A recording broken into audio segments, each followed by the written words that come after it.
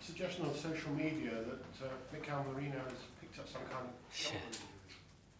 Yes, very unfortunate. Yesterday he had a collision and he's got a shoulder injury, unfortunately, and it looks like he's going to be out for a few weeks. Wow. Yeah, first session with us, yeah. That's really bad luck, isn't it? Yeah, it is, and it was really exciting. We're all very excited.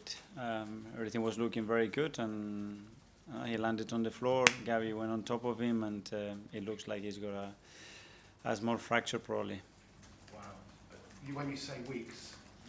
Well, we have to see. He was in so much pain. We have to wait and see with SAF to do some more tests on that, and they would have probably more conclusive answers. I was going to ask you whether or not you were excited by deadline day, but I guess after news like that, you're not going to be excited. This is football. Overall, we have tried to do all the things that we wanted. There was a lot to do. Still a few hours to go, and nothing, and we are prepared.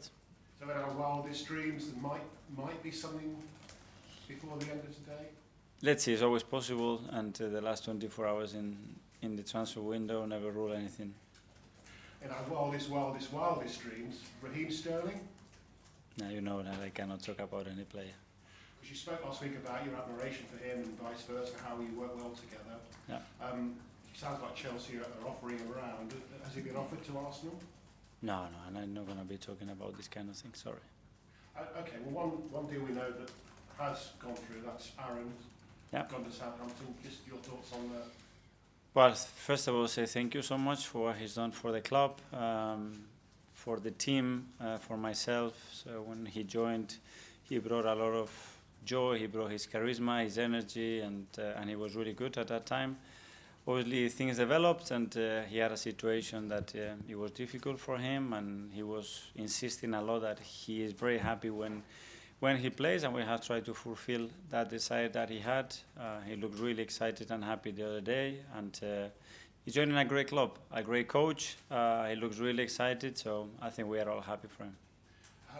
I know that Neto, the Bournemouth goalkeeper at the moment, is in the building, is in the training ground because I saw him arrive.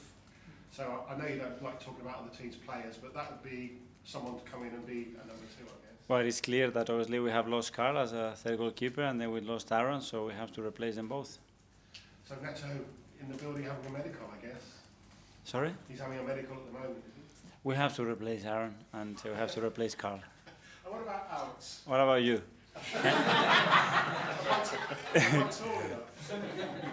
If you are agile and mobile enough and you have the courage, it's right.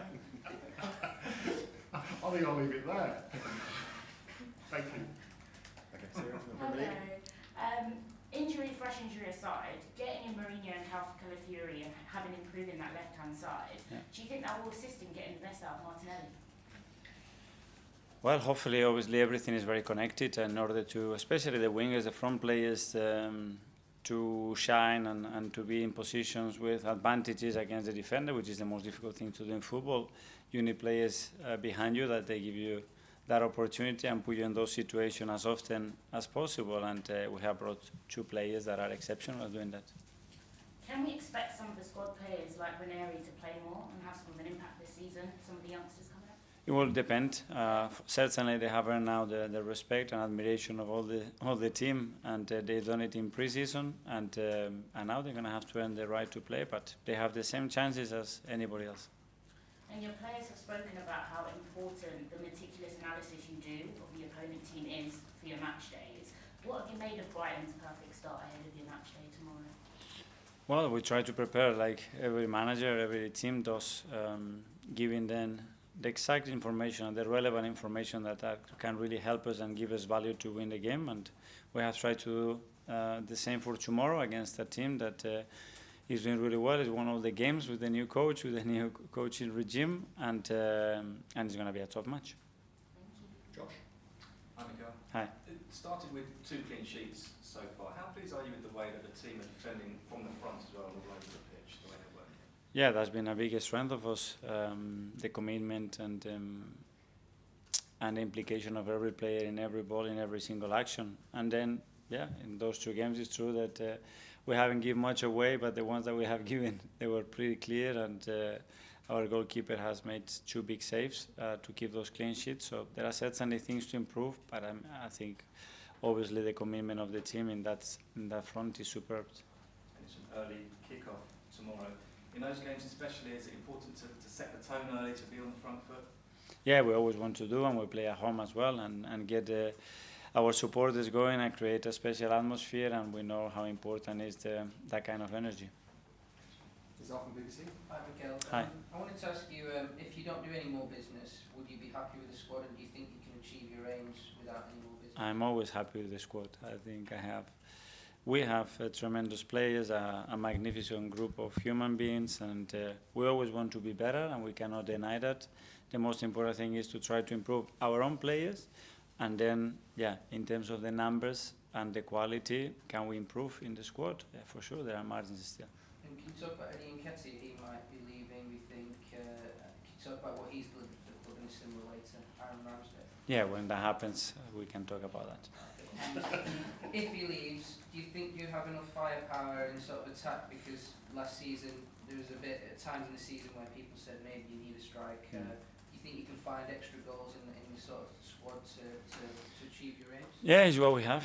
One of the biggest strengths that we had over the last 2-3 years has been the way we have shared the goals, and we're gonna to continue to do that. If we can, on top of that, get players to score 25-30 goals on the season, then it's the perfect combination, and that's what we are trying to do. How do you do that? How do you sort of make players score more goals than maybe they did in last seasons, which might get you? Put them in better situations, train them more, make them hungrier on that, bring clarity to the team that we can score goals in many, many ways, and score in all the ways that we can, basically. Nick from Haters at the back. Hi, Mikel. Hi. If you beat Brighton tomorrow, that's 9 wins in a row, which is the first time Arsenal have done that since the 2004 Invincible season. Shows how difficult it is to win that many games and the levels you're trying to reach, I guess. Yeah, for sure, and that would show unbelievable consistency. It's already difficult to do what we've done, but we want to be better, and tomorrow we're going to have to really earn it because we're going to face a really good Brighton side. Just ask one more quick question about Leandro Trossard, whether he starts on the bench or starts from the start. He's made incredible contributions since you signed him, and he's playing against his former club. Can you just talk about how big an impact he's made since he came? Yeah, huge. Again, and not only starting from the bench, when he has started games, big games, and last season, if you look, especially the last quarter of the season, the amount of run games that he had, it was huge, and he's been really consistent with his threat on goal, with his capacity to create situations and especially big chances, and then without the ball, what he's doing. And I'm really, really pleased with him. Okay, I just wondered if there was an update on Gabriel Jesus, because obviously he was out last week and he's had that MRI scan since Villa, so how is he? He's progressing really well. He had a little muscle injury, and he's doing quite a lot of stuff already, so we expect him to be with us pretty soon. So not in contention for tomorrow's game? Not Sorry? in contention for tomorrow's game? No. Okay. And I know you spoke last season about how at the back you didn't have many numbers, and maybe you got a bit lucky in the sense that Gabriel, Saliba and Ben White were fit. Yeah. It does look as if you're going to have similarly sort of smaller numbers up top. Does it feel like a risk going into the season with such a small pool of players? I know you said you're happy with the players you've got, but obviously the Champions League draw was yesterday. There's going to be more games than ever before. It's more intense. Is it a bit of a risk? We know about the depth of the squad, and it's something that we cannot change dramatically in 1 or 2 seasons. It's something that we are constantly trying to build the numbers, build the robustness of the squad as well, which is something critical, and on top of that, bring more quality. And we are trying to bring some quality as well from our academy that looks like it's happening, and that's going to be very, very helpful. And trust the players that we have, and do the maximum that we can with the squad. Simon? Can I just ask one on Tomiyasu, who we've not seen yet? Has he still got sort of weeks to go until he's back, or are we talking months? Like, how long do you think he's going to be out for? At the moment, it's difficult to say. It's a bit slow, the process of the first phase of that injury. Probably for the medical team to say more on that. Has he done any sort of training or anything, or is he just working? No, not yet. Okay, James. Hi, Mikel. Obviously, everyone's talking about transfers today, and there are some teams that seem to be sort of scrambling a little bit at the end of the window. But do you feel in these final few hours you're sort of fairly comfortable in that you can look at it if there's an opportunity arises, great. If not,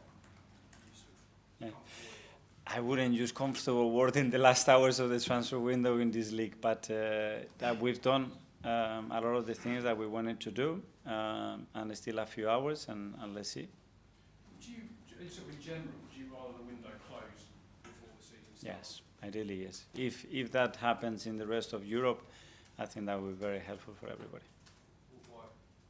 Well, because we are already competing, and the fact that other windows are still open obviously creates a lot of uncertainty on the players and the clubs and the managers to understand exactly what you need to do and when.